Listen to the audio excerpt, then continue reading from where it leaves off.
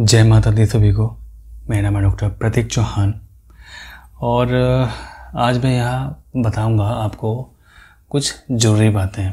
बार बार पूछे गए प्रश्नों के आपके उत्तर। हाँ, मुझे बताया कि मेरी वीडियो बहुत दिनों के बाद आ रही है और मैं कोशिश करूँगा कि मैं रेगुलर अपने चैनल पर अपडेट रहूँ और रेगुलर अपनी वीडियोज़ को अपलोड करूँ। तो चलिए अब हम स्टार्ट करते हैं वीडियो को और आपके बार बार पूछे गए प्रश्न को। तो इस वीडियो में उनको भी सहायता मिलेगी जो लोग मेरे से ऑनलाइन ट्रीटमेंट ले रहे हैं, उन लोगों को भी सहायता मिलेगी जो लोग ट्रीटमेंट लेने का सोच रहे हैं, और उन लोगों को भी सहायता मिलेगी जो कि पहली बार वीडियो देख रहे हैं। यानी कि इतने लंबे समय बाद मैं एक बार फिर से बिगिनिंग से स्टार्ट करना चाहता हूँ। और ये जो मेरा टॉपिक है ये 5 या 10 एपिसोड में ख़त्म हो जाएगा, ये जो टॉपिक मैं लूँगा अभी। तो इसमें कुछ बेसिक चीज़ें हैं जो कि मैं अपने एक्सपीरियंस भी शेयर करूंगा, पेशेंट का एक्सपीरियंस भी आपके साथ में शेयर करूंगा कि उन लोगों के क्या एक्सपीरियंस रहे, कुछ लोग कैसे ठीक हुए, उनके बारे में मैं बताऊंगा आपको। तो चलिए फिर हम शुरू कर लेते हैं। तो सबसे पहला क्वेश्चन ये होता है कि डॉक्टर साहब झाइए हैं, क्या करें? तो सबसे पहली चीज़ मेरा आंसर है कि चिंता छोड़िए। चिंता छोड़ देने से आपके झाइयाँ आपको छोड़ के चली जाएंगी। मैंने पहले भी साइकोलॉजिकल वाली वीडियो में ये मैंने टॉपिक को कवर किया है। लगभग मैंने 5 या 6 मैंने वीडियो बनाई थी उसकी। प्लीज़ एक बार आप जाकर देखें उनको कि स्ट्रेस से कैसे दूर रहते हैं झाइयों के। दूसरी बात, पहली बात तो चिंता करना छोड़ दीजिए, क्योंकि जब देखिए कोई बीमारी है तो उसका इलाज भी है, ठीक है। अगर कोई समस्या है तो उसका समाधान भी है, क्योंकि जब समस्या जन्म लेती है तो साथ में समाधान भी जन्म लेता है। क्योंकि ये जो दुनिया है ना, ये दुनिया हमेशा अपोज पे चलती है एक दूसरे के। जितनी अच्छाई है उतनी बुराई है। अगर किसी बुराई ने जन्म लिया है तो उसको समाप्त करने वाली अच्छाई ने भी जन्म लिया है, तो हमेशा अपोज पे चलती है। तो अगर कोई समस्या है तो उसका समाधान भी है। बस आपका काम यह है कि तसल्ली से आराम से बैठ जाएं और आराम से बैठ के उसका समाधान सोचें, ताकि ना कि नेगेटिव बातें सोचें। ओके, आगे मैं चर्चा करूँगा कि आप पॉजिटिव बातें कैसे सोच सकते हैं। फ़िलहाल तो अब मैं टॉपिक से नहीं हटूँगा आज, थोड़ा तो मैं लिख के भी रख लिया है इसलिए, ताकि मैं पॉइंट टू पॉइंट आपसे बात करूँ। पहली बात, चिंता छोड़िए। दूसरी बात, डाइट एंड एक्सरसाइज पे ध्यान दीजिए। मतलब कि डाइट और एक्सरसाइज। डाइट में क्या, अब मैं आगे बताऊंगा, पहले मैं एक्सरसाइज का बता देता हूँ। एक्सरसाइज से आपको क्या फ़ायदा होता है? एक्सरसाइज से एक तो फ़ायदा आपको ये होता है कि आपका स्ट्रेस लेवल कम होता है। जैसे मैंने कहा कि चिंता करना छोड़िए। देखिए, ये एक के बाद एक लिंक जुड़ता चला जाएगा, मतलब सभी लिंक आपस में इंटरकनेक्ट हैं और सभी आप अपने शरीर के अंदर उतारते चले जाइए। पहली बात, चिंता करना छोड़ दीजिए। दूसरी बात, एक्सरसाइज आप कीजिए। एक्सरसाइज करेंगे तो क्या होगा? पहली बात, एक्सरसाइज करेंगे तो पसीना आपके शरीर से बहेगा। पसीना बहने से आपके शरीर के अंदर टॉक्सिक कम होगा।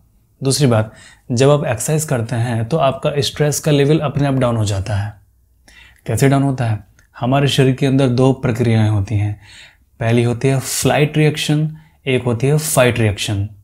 फ्लाइट, वो वाली फ्लाइट नहीं, flight reaction and fight reaction. Fight reaction में जो हमारा ब्लड का सर्कुलेशन होता है वो हमारे हाथ में, पाँव में ज़्यादा होता है, क्योंकि फाइट रिएक्शन में हम किसी समस्या का सामना कर रहे होते हैं। अब जैसे मान लीजिए आप लगातार स्ट्रेस लेते रहते हैं तो आप फाइट रिएक्शन में हैं। आपके सामने कोई शेर आ गया, आपने कोई बैड न्यूज़ सुनी, आप फाइट रिएक्शन में हैं। आप खबर सुन रहे हो लगातार टीवी पे कि उसकी हत्या हो गई, उसका रेप हो गया, आप फाइट रिएक्शन में हैं। क्यों? क्योंकि जो सर्कुलेशन है आपका वो आपके इम्यून सिस्टम से कट होके आपके लिम्बिक सिस्टम में चला गया है, जो कि हमारा होता है पीछे का सेरेबेलम। सेरेबेलम हमारे स्ट्रेस को कंट्रोल करता है। ओके, तो हम फाइट रिएक्शन में हैं। अधिकतर आजकल हम लोग फाइट रिएक्शन में ही जीते हैं, तभी हमारे जो डिसीजन भी होते हैं ना, हमेशा नेगेटिव सोचने वाले डिसीजन होते हैं। अब फॉर एग्जाम्पल, जैसे सड़क पे जा रहे हो, आपने 3 घंटे की ड्राइव करनी है, 3 घंटे में आपको 3 एक्सीडेंट देखने को मिले, तो आपके पता मन में क्या ख्याल लगा? यार कहीं मेरा एक्सीडेंट भी ना हो जाए। केवल उन 3 एक्सीडेंट को सोच के आप ये सोचने लग जाते हो कहीं मेरा एक्सीडेंट ना हो जाए, जबकि आपके सामने हज़ारों गाड़ियाँ अच्छी सही सलामत सही हालत में निकली हैं वो ख्याल क्यों नहीं आया कि जब हज़ारों गाड़ियाँ सही सलामत निकली हैं तो मैं भी सही सलामत निकल सकता हूँ? वो ख्याल क्यों आया कि मेरा एक्सीडेंट हो सकता है? क्यों? क्योंकि आपको हमेशा नकारात्मक चुनने की आदत है, क्योंकि इस धरती पे सत, रज और तमस की मात्रा अधिक है, इसलिए हम हमेशा नेगेटिव को ही चुनते हैं, नेगेटिव को ही देखते हैं। इसलिए तो फाइट रिएक्शन में होने से आपका लिम्बिक सिस्टम एक्टिवेट होता है, ठीक है, और फ्लाइट रिएक्शन में होने से आपका इम्यून सिस्टम स्ट्रांग होता है, ठीक। तो जब आप चलते हैं फिरते हैं, चलने फिरने के लिए हाथों पैरों में ब्लड के सर्कुलेशन की ज़रूरत ज़्यादा होती है, ठीक है। यानी कि जब आप चलते हैं फिरते हैं तो आपका ब्लड का सर्कुलेशन पर मतलब ऊपर वाली जगह से कट होगा, आपके पेट से कट हो जाएगा और आपके हाथ और पाँव में ज़्यादा आ जाएगा, जिससे कि आपकी सोचने समझने की शक्ति कम हो जाएगी। तो इससे स्ट्रेस का लेवल आपका ठीक हो जाएगा। यानी कि अगर आप लेटे हुए हैं और किसी बात में सोच रहे हैं, परेशान हो रहे हैं, तो ज़रा सड़क पर टहल के आ जाइए, आपको पता लग जाएगा कितना जल्दी स्ट्रेस लेवल चलने फिरने से घटता है। तो इसलिए एक्सरसाइज बहुत ज़रूरी है आपके स्ट्रेस लेवल को कम करने के लिए। तो जैसे आप सुबह 1 घंटा एक्सरसाइज कर लीजिए, शाम को 1 घंटा पे एक्सरसाइज कर लीजिए। अगर परेशानी अगर हो रही है किसी बात पे तो थोड़ा घूम फिर लीजिए। जैसे मैं अब पेशेंट्स देखता हूँ तो उनमें एक चीज़ बड़ी होती है कि डॉक्टर साहब मुझे घबराहट होती है, परंतु जब मैं खुली हवा में टहलने चला जाता हूँ मुझे आराम मिल जाता है। क्या खुली हवा में टहलने से आराम मिला? नहीं, खुली हवा में टहलने से आराम नहीं मिला। आराम मिला है आपका सिस्टम चेंज होने से। क्यों? क्योंकि आपका जो ब्लड का सर्कुलेशन आपका सेरिब्रम में चल रहा था, ये जो सेरिब्रल कॉर्टेक्स है आगे, यहाँ से दिमाग हमारा सोचता है, यहाँ से हम डिप्रेशन में चले जाते हैं। तो जो हम लगातार सोचते हैं और फिर जब हम चलना स्टार्ट करते हैं, तो चलना जब हम स्टार्ट करते हैं तो हमारा लिम्बिक सिस्टम जो है, हमारा लिम्ब सिस्टम, हाथ और पाँव, ये कंट्रोल करता है हमारा पीछे का हिस्सा सेरिबेलम। तो ब्लड का सर्कुलेशन वहाँ ज़्यादा हो जाता है, तो यहाँ से कट होकर ब्लड वहाँ पहुँच गया। तो जाहिर सी बात है अगर यहाँ से कट हुआ तो सोचना समझना बंद कर देते हो। यही स्थिति शराब पीने के बाद होती है, यही स्थिति आपका मारीजुआना, अफीम, चरस लेने के बाद में होती है। परंतु वो चीज़ें बहुत नेगेटिव है, उनको नहीं लेना चाहिए क्योंकि उनके अपने ही हार्म हैं। तो सिंपल आप जब एक्सरसाइज करते हैं तो आपका स्ट्रेस लेवल कम हो जाता है, क्योंकि आपके फ्लाइट एंड फाइट रिएक्शन की वजह से। मैं पहले भी इसके बारे में चर्चा कर चुका हूँ, ठीक है। अब आगे आपका डिपेंड करता है कि आपकी स्किन की साइकिल कितनी है। ध्यान रखें, आपकी स्किन की साइकिल जितनी छोटी होगी, स्किन की साइकिल क्या होती है, हमारी त्वचा अपने आप पील ऑफ होती है, यानी कि हमारी जो डेड त्वचा होती है अपने आप धीमे धीमे उतरती जाती है। यानी कि अगर आप 1 महीने तक ना नहाएं तो जब आप इस तरह से रगड़ेंगे ना अपने स्किन को, अब तो यहाँ से मैल निकलेगा। एक्चुअली वो मैल नहीं होता, वो डेड स्किन होती है जो निकल जाती है, ठीक है। तो जब आप रगड़ते हैं तो निकलता है मैल, तो इसको हम मैल कहते हैं, परंतु वो मैल नहीं है, डेड स्किन है। तो ये जो स्किन की साइकिल है ये आपकी एज पे डिपेंड करती है, आपके खाने पीने पे डिपेंड करती है, आपके स्ट्रेस के फैक्टर पे डिपेंड करती है, और शरीर के अंदर आपके क्या क्या रोग हैं उन पे डिपेंड करती है। तो यदि आप नॉर्मल हैं और आपके शरीर के अंदर कोई भी रोग नहीं है और केवल आपको मिलाजना है, तो आप बड़े आसानी से अपनी त्वचा की साइकिल को कम कर सकते हैं। आजकल यूट्यूब पर बहुत सारे लोग अच्छी डाइट बता रहे हैं, आप उनको फॉलो कर सकते हैं। हाँ, परंतु हाई प्रोटीन डाइट लेने से पहले, हाई प्रोटीन डाइट अच्छा है, परंतु हाई प्रोटीन डाइट लेने से पहले अपने डॉक्टर से ज़रूर कंसल्ट कर लें कि आप हाई प्रोटीन डाइट लेने के लायक हैं कि नहीं हैं। क्योंकि मैंने ये चीज़ देखा कि यदि व्यक्ति हाई प्रोटीन डाइट लेता है तो अपने शरीर के अंदर वो अनवांटेड बीमारी को पैदा कर लेगा, क्योंकि इतनी ज़्यादा हाई प्रोटीन डाइट आपको मार भी सकती है, ठीक है।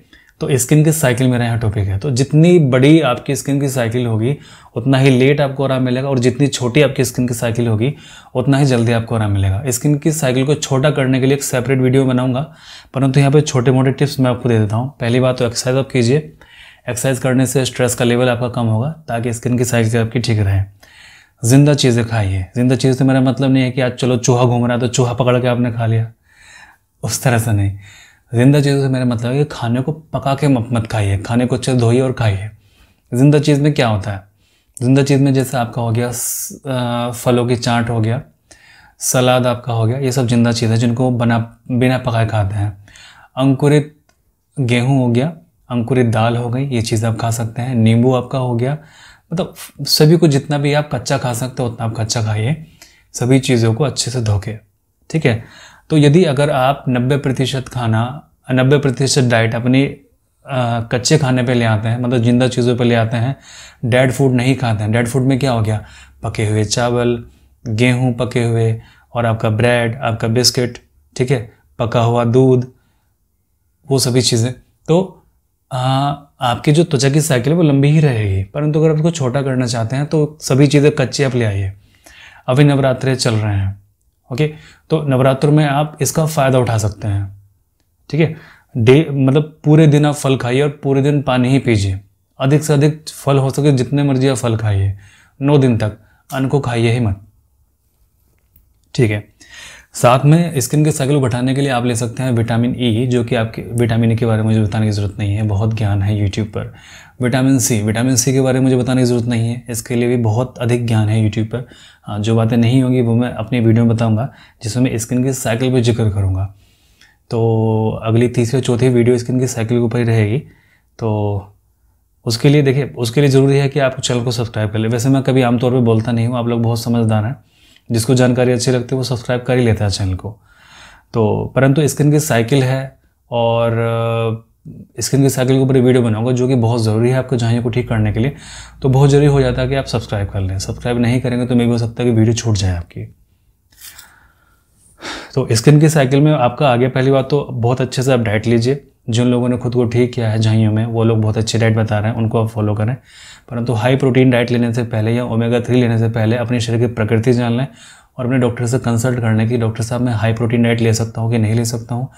मे भी हो सकता है कि आगे जाके आपको हार्ट की समस्या बन सकती है, किडनी की समस्या बन सकती है, लीवर की समस्या बन सकती है, यूरिक एसिड आपका हाई जा सकता है, गठिया आपको हो सकता है, किडनी आपकी फेल हो सकती है।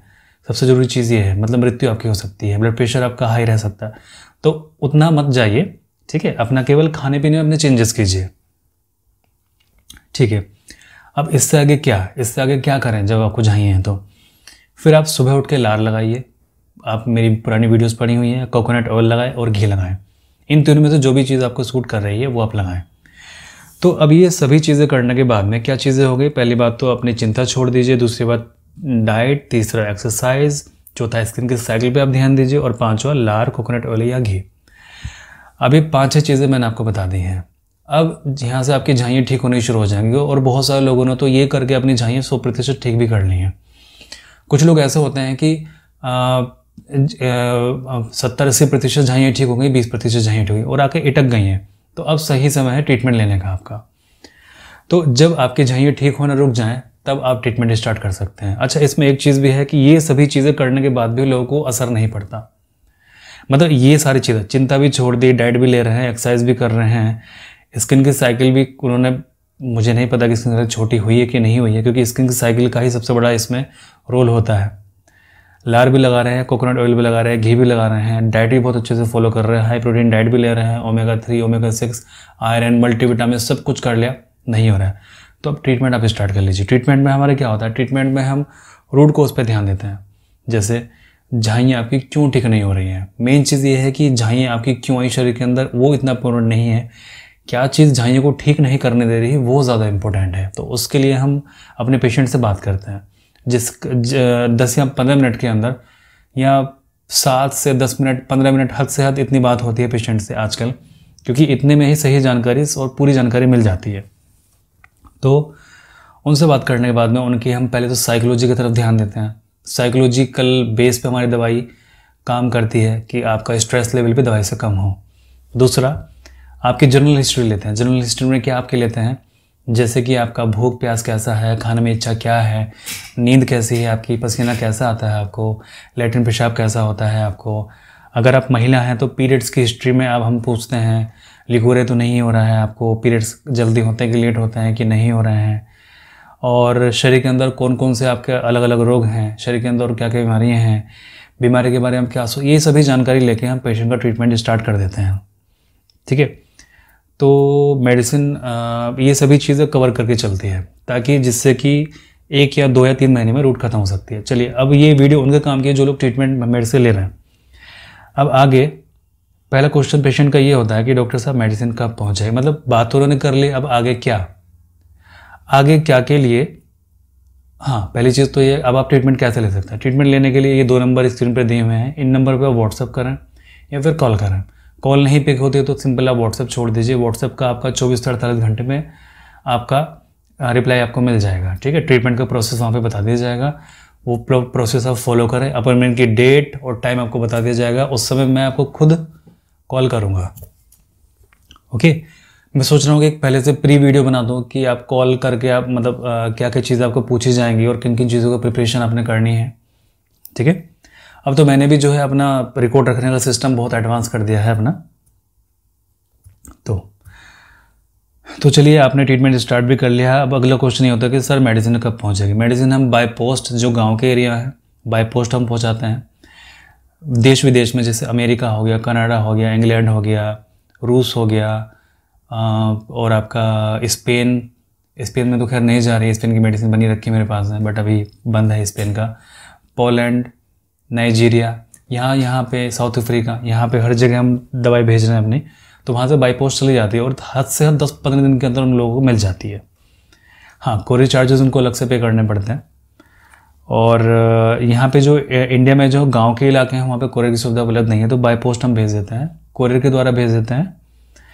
जब हम भेजते हैं दवाई तो आपके पास में कॉल जाता है और आपके इनबॉक्स के अंदर ट्रैकिंग नंबर चला जाता है। नहीं मिला है ट्रैकिंग नंबर तो आप मुझे बता सकते हैं व्हाट्सएप पर कि सर ट्रैकिंग नंबर नहीं मिला है हमें, या फिर हाँ। अच्छा, फिर अब आगे जब दवाई पहुंच जाती है तो कैसे खाना है दवाई को, तो उसके लिए वीडियो मैसेज लोगों को मिल जाता है दवाई का। किसी के में 9 शीशी जाती हैं, किसी के में 10 शीशी जाती हैं, और आगे आने वाले टाइम में दवाई ड्रॉप में भी जाया करेगी। ठीक है, अब नेक्स्ट टाइम बात कब होगी और अगली दवाई कैसे मंगाएं। पहली बात तो 10 या 15 दिन पहले हमें फिर से आप इन्फॉर्म कर दीजिए। कॉल नहीं करना है, ध्यान रखें। केवल आप, मेरे पर्सनल नंबर आपके पास में पहुंच गया, मेरे पर्सनल नंबर पे ही जो भी मैसेज करना है मेरे पर्सनल नंबर पे ही करना है। उसी नंबर पे आपने अपनी क्वारीज़ को क्लियर करना है। असिस्टेंट को आप करेंगे तो लेट हो जाएगा। ठीक है, तो जो भी करना है मेरे नंबर पे करना है। बात करने के बाद में अब आपके पास में नंबर पहुँच गया। मुझे अपना ऑडियो मैसेज के द्वारा अपनी समस्याएं बताएं कि क्या समस्या आपकी रह गई हैं और क्या क्या समस्या, क्योंकि देखिए अब समस्या मुझे ज़रूर बताएं, मतलब वही महीने के लास्ट में जब अपने दवाई मंगाना हो। अपना फ़ोटो ज़रूर मुझे शेयर करें। ठीक है, ज़रूरत पड़ती है तो मैं आपको खुद कॉल बैक कर लेता हूँ या फिर ऑडियो मैसेज के द्वारा आपका रिप्लाई कर देता हूँ। ऑडियो मैसेज मैंने इसलिए कहा है क्योंकि आपका सारा रिकॉर्ड हमारे पास में ऑडियो मैसेज के द्वारा होता है व्हाट्सएप पर। 1 महीने पहले, 2 महीने पहले हमारी क्या बात हुई थी हम निकाल सकते हैं उस चीज़ को। कॉल द्वारा हमारी क्या बात हुई आप भी भूल जाएंगे, मैं भी भूल जाऊँगा। ठीक है, तो ऑडियो मैसेज का सिस्टम इतना अच्छा है कि हम 1 महीने पहले हमारे पेशेंट से क्या बात हुई, हमने क्या कहा है पेशेंट को, हम पेशेंट को वो भी बता सकते हैं कि हमारी और आपकी ये बात हुई थी। समटाइम ऐसा होता है कि पेशेंट कोई चीज़ें बताने से छोड़ देता है। ठीक है, तो हम उसको बोलते हैं कि देखिए आपकी रिकॉर्डिंग ये है, आपने इसमें नहीं बताया। या फिर कुछ चीज़ें ऐसी होती हैं कि पेशेंट हमें मार्क करके भेजता है, डॉक्टर साहब आपने मुझे ये कहा था 1 महीने पहले, अभी आप इसको सुन लीजिए। ठीक है, तो ये बहुत अच्छा सिस्टम है, इससे रिकॉर्ड आपका सारा का सारा मौजूद रहता है। तो कॉल ना करने से अच्छा अपना रिकॉर्ड, पहली बार जब बात करते हो सारा रिकॉर्ड मैं अपने आप से मैनुअल रिकॉर्ड करता हूँ कंप्यूटर पे। फिर सेकंड टाइम आप ऑडियो रिकॉर्डिंग करते जाएंगे तो वो बाद में रिकॉर्ड हम करते हैं जब आपके मेडिसिन यहाँ से बना के भेजते हैं। ठीक है, वो भी काफ़ी एडवांस फॉर्मेट में। ओके, तो अगली बार बात तब होगी जब आपको ज़रूरत पड़ेगी बात करने की, मैं आपको खुद कॉल कर लूँगा। ध्यान रखें, आप कॉल नहीं करेंगे, आपकी कॉल पिक नहीं होगी मेरे नंबर पे, मैं आपको खुद कॉल करूँगा, आपको व्हाट्सएप मैसेज देख के और आपका ऑडियो देख के। सिंपल ऑडियो में आप ये मत कहें डॉक्टर साहब मुझे आपसे बात करनी है, आप मुझे कॉल करें, ऐसा ना कहें। पहले अपनी कंप्लेंट को आप बताएं पूरी तरह से, ताकि मैं आपकी हिस्ट्री में चेक कर सकूँ कि मुझे आपको क्या रिप्लाई देना है। उसके बाद में मैं आपको कॉल करूँगा ज़रूरत पड़ेगी, या तो फिर ऑडियो मैसेज आपको भेज दूँगा। करेक्ट? ठीक है, अगला क्वेश्चन ये होता है कि डॉक्टर साहब आराम कब आएगा। तो मैंने यही कहा है पहले ही, ये आपके स्किन के साइकिल पे डिपेंड करता है कि आराम कब आएगा। हमारी दवाई तो अंदर से रूट काटते रहेगी। अब मैं यहाँ बताता हूँ आपको आंकड़ा। फॉर एग्जांपल मेरे पास में 2000 पेशेंट है, 2000 पेशेंट में तो 1500 पेशेंट बिल्कुल मस्त चल रहे हैं, उनको किसी भी एक्स्ट्रा डाइट की ज़रूरत नहीं पड़ी, मल्टीविटामिन की ज़रूरत नहीं पड़ी, उनका 1 महीने में, 2 महीने, 3 महीने में बहुत अच्छा इफेक्ट पड़ रहा है। अब कई बार पेशेंट 1 महीने में पूछता है डॉक्टर साहब 15 दिन दवाई खाते खाते होगा, कुछ असर तो पड़ा नहीं है। पहली बात तो आपकी त्वचा की साइकिल कंप्लीट नहीं हुई है, एक तो फ़र्क पड़ने का मतलब नहीं है, और जब पहली, दूसरी, तीसरी साइकिल आपकी कंप्लीट होगी तब जाके आपको फ़र्क दिखना स्टार्ट होगा। वो सभी चीज़ें करने के बाद में जो मैंने वीडियो की स्टार्टिंग में ही बताई थी, क्या चिंता छोड़िए, डाइट ध्यान से लीजिए, एक्सरसाइज आप कीजिए और लार कोकोनट ऑयल और घी आप लगाएं। अच्छा, किन लोगों की त्वचा नहीं उतरती है, किन लोगों की त्वचा साइकिल पूरा नहीं करती है, लार भी लगा रहे हैं, कोकोनट ऑयल भी लगा रहे हैं और घी भी लगा रहे हैं, फिर भी उनकी त्वचा अपने आप से उतरती नहीं है, इसका मतलब ये है कि उनकी त्वचा अपने साइकिल को पूरा नहीं कर रही है। उन लोगों को बड़ा टफ पड़ता है ठीक करना। ठीक वो भी होता है लेकिन लंबा समय लगता है उसको ठीक होने में। तो अब क्या करें, अब पहले दूसरा तीसरा महीना आपका हो गया, अब पैचेस बनने स्टार्ट हो गए। अब इसमें दो कंडीशन है, एक पेशेंट का पैच बना है, एक पेशेंट का पैच नहीं बना है। दो पेशेंट का एग्जाम्पल हम लेते हैं, एक को पैच नहीं बना है, दूसरे को पैच बन गया है। तो दोनों में करना एक ही चीज़ है, दोनों में तीसरे चौथे महीने में आप मल्टीविटामिन फिर से आप स्टार्ट कर लीजिए, ठीक है, ताकि अगर अंदर शरीर के अंदर कोई भी न्यूट्रिशन की कमी है, आपके zinc, vitamin E, vitamin C, वो पूरा हो जाए और आपका तेज़ी से प्रोग्रेस आपकी होनी शुरू हो जाए। अब 5 महीने हो गए हैं डॉक्टर साहब, झाइयाँ ठीक होने स्टार्ट हो गई हैं, अब तेज़ी से ठीक भी हो रही हैं, बट अब मुझे और जल्दी साफ़ करना है और बहुत लंबा ट्रीटमेंट में नहीं कर पाऊँगे। तो उसके लिए हम क्लिनिक से अपना 2 तरह के तेल फिलहाल भी प्रोवाइड करा रहे हैं। आगे आने वाले समय में और भी चीज़ें उसमें ऐड करेंगे, जैसे फेस वॉश, चेहरे पे लगाने की क्रीम। अब आप बोलेंगे कि मैं क्रीम लगाने के लिए मना करता हूँ, फिर मैं क्रीम के लिए क्यों बोल रहा हूँ यहाँ पे। क्रीम के अंदर सिंपल आपका विटामिन सी है, विटामिन ई है, कैलेंडुला है, केसर है, चंदन है, जो कि आपकी स्किन को हील करेगी, न्यूट्रिशन उसको देगी आउटसाइड। क्योंकि मैंने ये चीज़ भी ऑब्जर्व किया है कि कुछ पेशेंट ऐसे होते हैं कि जिनको आउटसाइड से भी न्यूट्रिशन देना बहुत ज़रूरी होता है, केवल अंदर से ही काम नहीं चलता है। 2000 में से केवल 200 पेशेंट ऐसे हैं जिनको बाहर से भी न्यूट्रिशन हमें देना पड़ेगा। 1800 पेशेंट को नीड नहीं है उसकी, तो अपने आप को उसमें काउंट ना करें, ठीक है। तो उससे क्या होगा, 2 तरह के तेल और 1 तरह की क्रीम से फिलहाल भी जो हम दे रहे हैं, फिर आगे आने वाले समय में इसको और ज़्यादा हम बढ़ा देंगे, तो वो आपकी त्वचा को बाहर से भी हील करेगी। कैलेंडुला, गेंदा होता है, गेंदा बहुत अच्छा होता है आपकी त्वचा को हील करने के लिए, ठीक है। अब इसमें केसर क्या है, सभी लोग जानते हैं कि केसर खून के बहाव को तेज करता है। तो जब हम केसर को केसर का जो तेल है जब हम चेहरे पर अप्लाई करते हैं, तो खून के दौरान को वो चेहरे की तरफ को बढ़ा देगा बिना आपकी स्किन को उतारे। तो आपकी जो डेड स्किन है वो एक तरह से रिपेयर होनी स्टार्ट हो जाएगी। यानी कि जिन लोगों की त्वचा अपने आप उतरती नहीं है, सब कुछ लगा के देख लिया, सब कुछ करके देख लिया, ठीक नहीं हो रही है, तो उनके लिए ये 2-3 चीज़ें हैं, 2 तरह का तेल और 1 तरह का क्रीम, ओके। ये वो लोग भी कर सकते हैं जो कि चाहते हैं कि हमें झाइयाँ जल्दी से जल्दी ठीक करनी है, तो वो लोग भी इसको ले सकते हैं और मंगा सकते हैं, ठीक है। आमतौर पे क्रीम के लिए मैं मना करता हूँ, परंतु ये क्रीम फ़ायदेमंद रहेगा क्योंकि आपकी स्किन को हील करेगा, ठीक करेगा, पील नहीं करेगा, यानी कि उतारेगा नहीं आपकी स्किन को, और आपकी जो नेचुरल साइकिल है उसको रिस्टोर कर देगा। अब आगे क्या प्रश्न आता है 2-3 महीने में कि सर झाइयाँ अभी भी बढ़ रही हैं, क्या करें। देखिए, अगर आज आपकी झाइयों में कोई स्पॉट अंदर बना है आपकी 5वीं 6ठी लेयर में, तो कम से कम 4-5 महीने बाद आपको वो चेहरे पे जाके दिखाई देगा। यानी कि अगर दवाई लेते हुए दूसरे तीसरे महीने तक झाइयाँ आपकी बढ़ रही हैं, कोई इशू नहीं है। 4 महीने तक झाइयाँ बढ़ रही हैं, कोई इशू नहीं है, क्योंकि वो पहले ही अंदर बन चुकी थी। यानी कि अगर आज और जनवरी में अगर आपकी झाइयाँ बनती है त्वचा के अंदर, तो जून जुलाई में जाके आपको चेहरे पे ऊपर दिखाई देगी। यानी कि बनी तो जनवरी में है लेकिन जून जुलाई में जाकर दिखाई देगी, ठीक है। तो 3-4 महीने तक झाइयाँ बढ़ती हैं, उसके बाद में स्टॉप हो जाती हैं वहीं पर और कम होना स्टार्ट हो जाती हैं। झाइयाँ काली पड़ रही हैं, सेम नियम है। लाइट या काले होने से परेशान मत होइए, लाइट हो रही है तो खुश मत होइए, काली पड़ रही है तो परेशान मत होइए, क्योंकि पैच उतरना चाहिए, अंदर से वो जाना चाहिए, जैसे कि हमेशा बोलता हूँ मैं, ठीक है। मैंने क्रीम और ऑयल के बारे में तो आपको बता दिया है। अब इसमें क्या होता है कि डॉक्टर साहब सब कुछ करके देख लिया, फ़र्क नहीं पड़ रहा है, मतलब चिंता भी छोड़ दी, डाइट भी हम कर रहे हैं, लार कोकोनट ऑयल भी लगा रहे हैं, दवाई भी खा रहे हैं, परंतु फ़र्क नहीं पड़ रहा है। 2000 में से केवल 20 या 30 पेशेंट ऐसे हैं मेरे जो कहते हैं कि डॉक्टर साहब इतना समय हो गया, फ़र्क नहीं पड़ा, ठीक है, वो हो ही नहीं रहा। तो उनका क्या है कि जब मैंने देखा कि ना तो उनकी झाइयाँ बढ़ती हैं और ना ही घटती हैं, यानी कि त्वचा पील ऑफ ही नहीं होती, उनकी स्किन उतरती ही नहीं है, जो नेचुरल साइकिल है उनकी स्किन की कंप्लीट ही नहीं होती है। तो उनके लिए face wash, oil, cream, triphala चूर्ण, एक्सरसाइज, मेडिसिन प्लस मल्टीविटामिन, ये सभी चलेंगे एक साथ, तब जाके उनकी त्वचा नेचुरल साइकिल में रिस्टोर होगी, ठीक है। उनके बात पित्त कफ को भी बैलेंस करना पड़ेगा, न्यूट्रिशन बाहर से भी देना पड़ेगा, अंदर से भी देना पड़ेगा, मेडिसिन को रूट काटने के लिए देना पड़ेगा, मतलब हर चीज़ एक साथ चलेगी, तब जाकर उनको महीना 2 महीने में फ़र्क दिखाई देगा और वो ठीक हो जाएंगे, ओके। तो ये मेरी वीडियो थी। अब जिनका आगे रुक गया है तो रुकने के लिए भी वही है, एक बार मल्टीविटामिन स्टार्ट करेंगे तो फिर से बढ़ जाएगा, मतलब तेज़ी से प्रोग्रेस मिलेगी, और जो ऑयल और क्रीम है, ठीक है। मेरी वीडियो ख़त्म होने वाली है, तो इसमें पता नहीं कैमरा में क्या प्रॉब्लम है, इसकी मतलब टाइमर इसमें ऑन होता है और टाइमर को कैसे हटाएं मुझे पता नहीं है उसका। तो ठीक है, तो ये वाली वीडियो काफ़ी इन्फॉर्मेटिव मुझे लगता है रही होगी आपके लिए। अब इसी टॉपिक पे मैं आगे और भी वीडियो कंटिन्यू करूँगा और 8-10 वीडियो बना के फिर हम नेक्स्ट टॉपिक के बारे में बात करते हैं, जो कि और बीमारियों के बारे में होगा, जहाँ के बारे में बीच में वीडियो डालता रहूँगा मैं। तो अब देखिए, जो लोग मेरे से ट्रीटमेंट ले रहे हैं तो प्लीज़ जब उनको मेडिसिन मंगाने के टर्म आए वो तभी मुझे मैसेज करें, क्योंकि ऐसा होता है कि जब वीडियो डलती है, मैं कुछ नई चीज़ बताता हूँ तो मैसेजेस की बाढ़ आ जाती है मेरे व्हाट्सएप पर। तो इस तरह प्लीज़ आप मत किया कीजिए, क्योंकि मुझे भी बहुत समय लगता है आपके मैसेज को रिप्लाई करने के लिए। और ठीक है, मैं ही आपके मैसेज का रिप्लाई करता हूँ। मैं नहीं चाहता कि मैं कोई और बंदा बैठाऊँ आप रिप्लाई करने के लिए, कि आप मैसेज कर रहे हैं तो कोई और बंदा रिप्लाई करे। मुझे बिल्कुल नहीं अच्छा लगता ये चीज़। मेरा मन करता है कि आपकी समस्याओं को मैं ही सुनूं और मैं ही रिप्लाई करूं, जो कि एक तरह से जेन्युइन भी है। ठीक है, जब आपको मैं ट्रीटमेंट कर रहा हूं तो मैं ही आपकी समस्याओं को सुनूंगा और मैं ही आपका रिप्लाई करूंगा।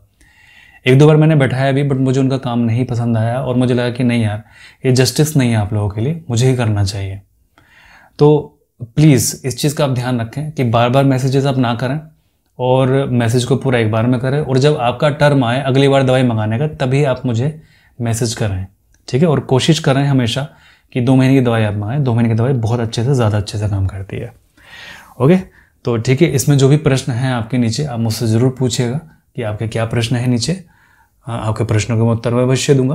और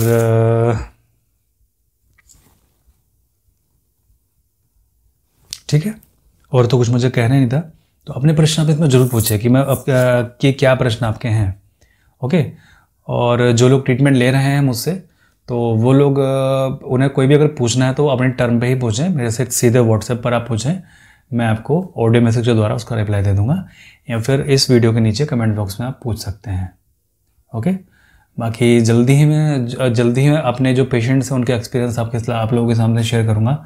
कई लोगों के सवाल होते हैं कि डॉक्टर साहब आप बताते क्यों नहीं है एक्सपीरियंस लोगों के, तो जल्दी ही बताऊँगा। देखिए, पहली बात तो मेरे पास में समय नहीं है ये सारी चीज़ें करने के लिए, और दूसरी बात, किसी की प्राइवेसी को लीक करना मुझे बिल्कुल भी नहीं अच्छा लगता है।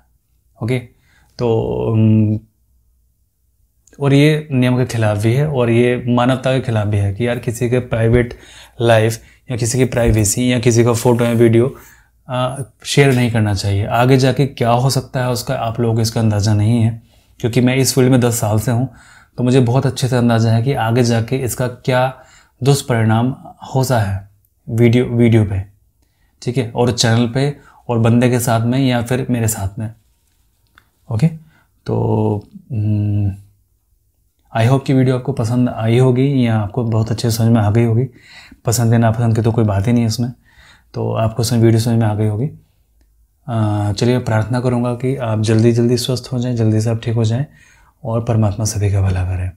अगली बार मैं कोशिश करूँगा कि वीडियो छोटी रखूँ। काफ़ी दिनों बाद आया था तो सोचा कि यार वीडियो बहुत लंबी है वीडियो लंबी हो जाती है, मैं क्या करूं, मैं जितनी छोटी रखने की कोशिश करता हूं उतनी लंबी वीडियो हो जाती है। तो चलिए, आगे जो वीडियो रहेंगी वो छोटी छोटी वीडियोस रहेंगी। चलिए, जय माता दी सभी को।